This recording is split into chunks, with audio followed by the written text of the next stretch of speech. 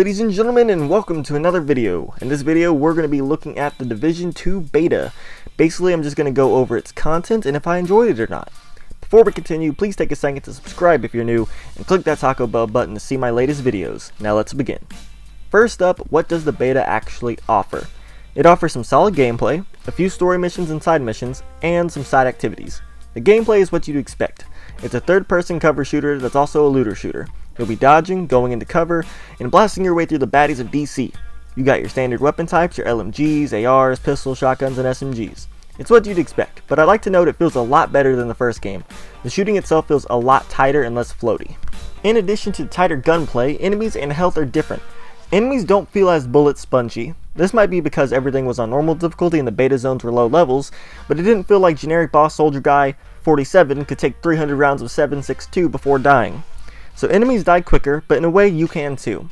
The way the new health system works is you got your armor, and then you got your health. Your armor is the largest chunk of your HP. It's basically all of it. If it gets destroyed, the rest of your HP is your health, which apparently is lower because you go down in like 2 or 3 bullets if your armor is gone. So it's a good thing you can use an armor pack and replace all of it after a short animation.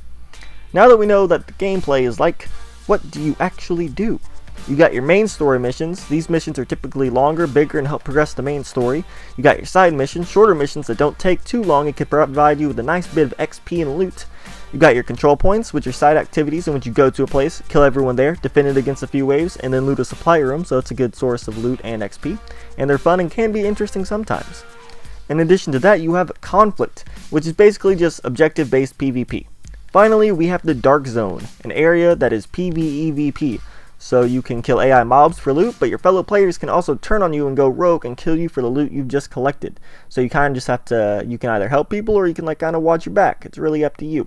So, what are my thoughts? I like the game so far. I enjoy the combat, it's tighter, and they've made some good improvements. I think the gameplay is going to be fine. That's not what I'm worried about. I am, however, worried about the story and the character creation and the endgame. The story is concerning because the first game's story was garbage, and no looter shooter has really done a good story. So I'm interested to see if this will be any good. But if it isn't, I'm not going to be surprised. Now the character creation in the beta was non-existent. You basically hit a randomizer that would pick your agent's appearance. I just want one looter shooter to have an actual character creator. I'm so tired of choosing between 6 faces. As for the rest of the game, we can't really get a good feel for endgame, which is ultimately going to make or break Division 2. So we'll just have to wait and find out after launch.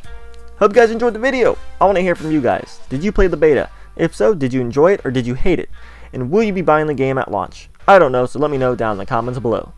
Please like the video and subscribe to the channel for more amazing videos. I'm the Battle Moon and I will see you in the next video.